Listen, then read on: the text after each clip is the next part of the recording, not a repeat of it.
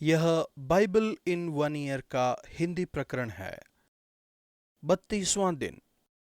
आप परमेश्वर पर भरोसा कर सकते हैं। द्वितीय विश्व युद्ध के दौरान भयानक आक्रमणों के दिनों में एक पिता अपने छोटे बच्चे का हाथ पकड़े हुए इमारत से दूर भाग रहे थे जिस पर बम गिराया गया था। आंगन के सामने एक खंदक था। जितना जल्दी हो सके वे एक छिपने का स्थान तलाश कर रहे थे। पिता उस खंदक में कूद गए और अपनी बाहें ऊपर की और फैला दी ताकि उनका बेटा उनका अनुकरण करे। वह भयभीत था, फिर भी अपने पिता की आवाज सुन रहा था जो उसे कूदने को कह रहे थे। लड़के ने जवाब दिया, मैं आपको देख नहीं सकता। पिता ने बेटे की रूपरेखा देखी और कहा, लेकिन मैं तुम्हें देख सकता हूँ, कूदो।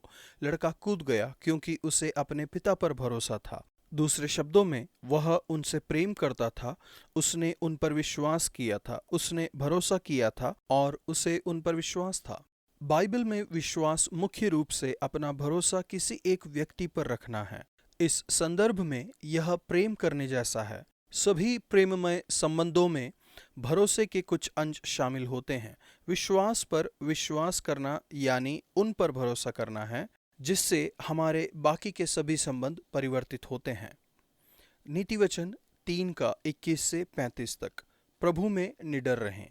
क्या आप आत्मविश्वास से भरे व्यक्ति हैं? यदि ऐसा है तो यह आत्मविश्वास कहाँ से आता है? क्या यह वहाँ से आता है जो आप काम करते हैं या जो अधिकार आप रखते हैं? क्या यह आपकी शिक्षा, आपका रूप, खेलने की क्षमता या किसी और कौशल से आता है? क्या यह उससे आता है जो दूसरे आपके बारे में सोचते हैं? इन बातों में कुछ भी गलत नहीं है।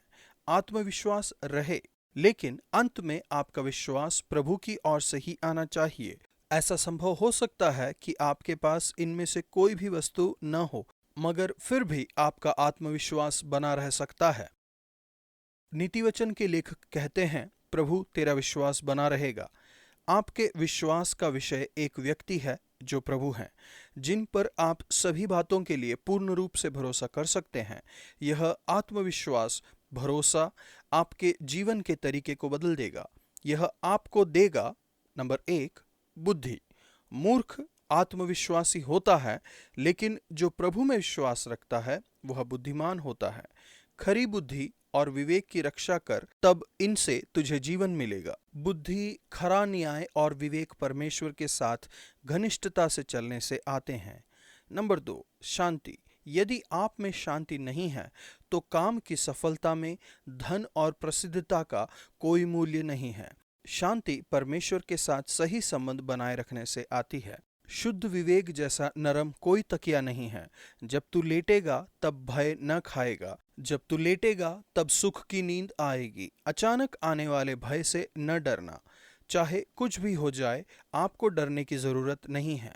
आप परमेश्वर पर भरोसा कर सकते हैं कि वह आपके साथ हैं और सब कुछ उनके नियंत्रण में है।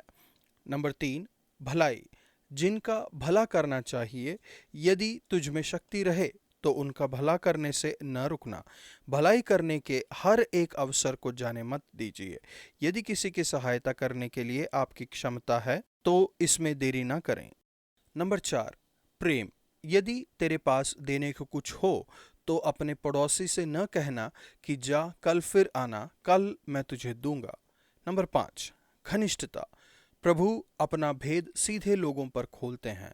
जब प्रभु हमारा आत्मविश्वास है तो वह हमें अपने आत्मविश्वास में ले जाते हैं। यह परमेश्वर की घनिष्ठता अद्भुत प्रतिरूप है, उनकी गोपनीय सहभागिता और उनके गुप्त सुझाव। नंबर 6, नम्रता। परमेश्वर नम्र लोगों पर अनुग्रह करते हैं। यदि आपका आत्मविश्वास प्रभु पर भरोसा करने से आता है तो आपके पास घमंड करने का कोई कारण नहीं होगा।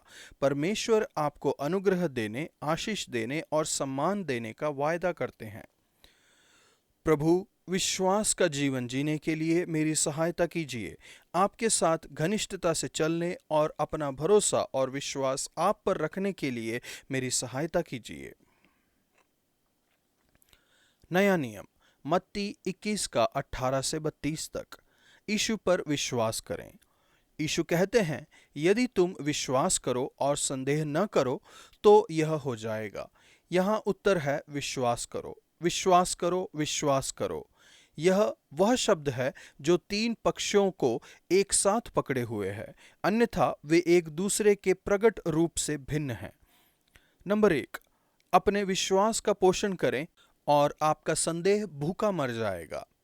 यीशु कहते हैं, जो कुछ तुम प्रार्थना में विश्वास से मांगो वह सब तुमको मिलेगा। यदि आप प्रभुत्व के जीवन को अंगीकार करें और परमेश्वर पर संदेह न करें तो आप केवल छोटे काम ही नहीं करेंगे जैसा मैंने अंजीर के पेड़ के साथ किया था, बल्कि आप छोटे से लेकर बड़ी रुकावटों पर भी विजयी होंगे। जब आप इसे विश्वास की प्रार्थना का हिस्सा बनाएंगे और जब आप परमेश्वर को पकड़े रहेंगे तो इसमें शामिल होंगे। आज ही कोशिश करें, मांगें, विश्वास करें, उसके बाद परमेश्वर पर भरोसा करें। नंबर 2, आपके कार्यों द्वारा विश्वास को व्यक्त करें। अंजीर का पेड़ वह नहीं कर रहा था जो उसे करना चाहिए था, यानी फल लाना। दृष्टांत में दूसरा पुत्र वह नहीं करता जो उसे करना चाहिए था, यानी अपने पिता के निर्देशों का पालन करना। उसी तरह से धार्मिक गुरु वह नहीं कर रहे थे जो उन्हें करना चाहिए था, यानी यीशु में विश्वास करना। वे यीशु में विश्वास करने के बजाय यीशु से उनके अधिकारों के बारे में पूछते हैं, तू ये काम किस अधिकार से करता है और तुझे यह अधिकार किसने दिया है। यीशु यूहन्ना बपतिस्मा देने वाले के बारे में प्रश्न पूछते हुए जवाब देते हैं, जो यह दर्शाता है कि धार्मिक गुरु यूहन्ना के बपतिस्मा पर विश्वास करने में असफल रहे हैं। तब वे आपस में विवाद करने लगे कि यदि हम कहें स्वर्ग की ओर से तो वह कहेगा, फिर तुमने उसकी प्रतीति क्यों न की। धार्मिक गुरुओं का विश्वास विचार करने और वाद विवाद करने पर था और वे उस व्यक्ति को चूक गए जिस पर विश्वास करना जरूरी था, जो थे यीशु। नंबर 3, विश्वास द्वारा परमेश्वर के राज्य में प्रवेश करना। यीशु धार्मिक गुरुओं की तुलना चुंगी लेने वालों और वेश्याओं से करते हैं जिन्होंने मन फिराया था और उन पर विश्वास किया था। चुंगी लेने वालों और वेश्याओं को सबसे तुच्छ समझा जाता था, बदमाश और आवारा। फिर भी यीशु ने कहा, क्योंकि उनमें कई लोगों ने उन पर विश्वास किया है, इसलिए वे परमेश्वर के राज्य में पहले प्रवेश करेंगे। मैंने देखा है कि खरे नजर आने वाले लोग अक्सर यीशु में दिलचस्पी नहीं लेते, वे इनकी ज़रूरत महसूस नहीं करते। दूसरी तरफ मैं कैदियों और अपराधियों की ग्रहणशीलता और उनकी आत्मिक भूख देखकर अक्सर विस्मित हो जाता हूँ। कारावास में जाने के बाद ही मैं समझ पाया था कि यीशु को अपना समय अधिकारहीन लोगों के साथ बिताना क्यों अच्छा लगता था। वे ही लोग थे जो यीशु के प्रति सबसे ज्यादा उत्साह दिखाते थे।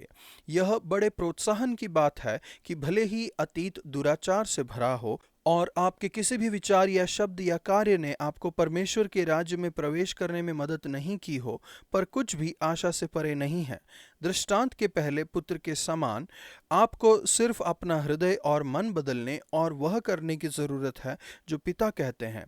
सिर्फ मन फिराएं और यीशु में विश्वास करें। प्रभु धन्यवाद कि जिस पल मैंने अपना मन फिराया और आप पर विश्वास किया, उसी पल मैंने परमेश्वर के राज्य में प्रवेश किया है।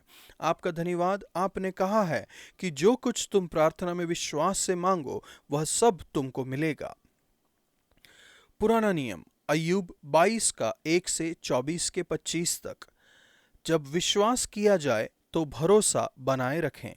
अय्यूब के जीवन में क्या चल रहा है वह नहीं जानता था, फिर भी उसने परमेश्वर पर भरोसा करना सीखा। विश्वास यानी परमेश्वर पर भरोसा करना। जब आपके पास सभी प्रश्नों के उत्तर न हो तब भी।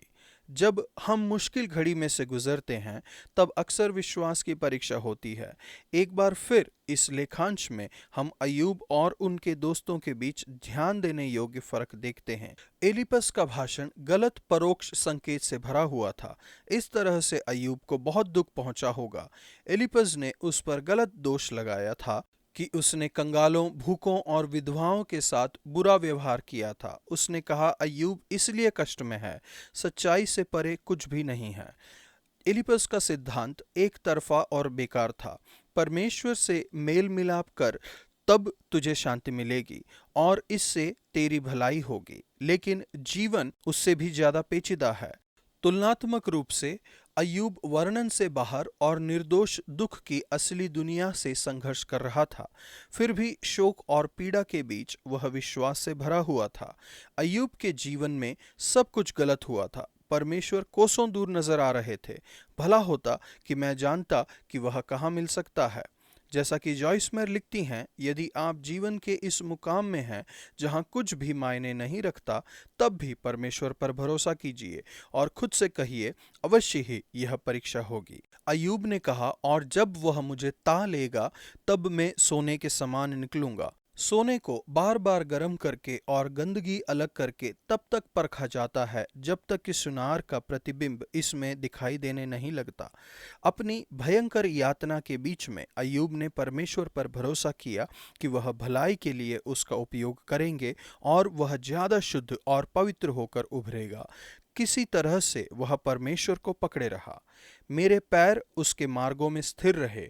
उसकी आज्ञा का पालन करने से मैं न हटा और मैंने उसके वचन अपनी इच्छा से कहीं अधिक काम के जानकर सुरक्षित रखे। जब हम अय्यूब के जीवन को देखते हैं तो हम पाते हैं कि संघर्ष से ताकत बढ़ती है, चुनौतियों से साहस बढ़ता है और घावों से बुद्धि परिपक्व होती है। जब परमेश्वर ने अय्यूब की परीक्षा ली तो उसका विश्वास शुद्ध सोने की तरह उभर गया। प्रभु मुश्किल घड़ी में प्रभु मुश्किल घड़ी में जब मैं शुद्ध करने वाली अग्नि में डाला जाऊं तो मुझ पर आप विश्वास और भरोसा बनाए रखने में और सोने के समान निकलने में मेरी मदद कीजिए। मुझे जीवन का हर दिन भरोसे और आत्मविश्वास के साथ जीने में मदद कीजिए। जब मैं बाइबल पढ़ती हूँ तो मैं सामान्यतः प्रोत्साहित करने वाले वचनों को ढूंढती हूँ। मैं अक्सर इन वचनों पर नज़र दौड़ाती हूँ, जैसे कुछ लोग अनाथ बालक को माँ की छाती पर से छीन लेते हैं और दीन लोगों से बंधक लेते हैं। अय्यूब 24:9। ये बड़े दुख की बात है कि ऐसा आज भी हो रहा है। बच्चों को छीनकर वैश्यालयों में बेचा जा रहा है। बच्चे, स्त्री और पुरुष गुलामी में पड़े हुए हैं। अब मुझे ऐसा लगता है कि चाहे कैसे भी हो, मुझे भयंकर अन्याय के विरुद्ध खड़ा होना ही चाहिए और लड़ना चाहिए। आज का वचन, और जो कुछ तुम प्रार्थना में विश्वास से मांगोगे वो सब तुमको मिलेगा। मत्ती 21:22।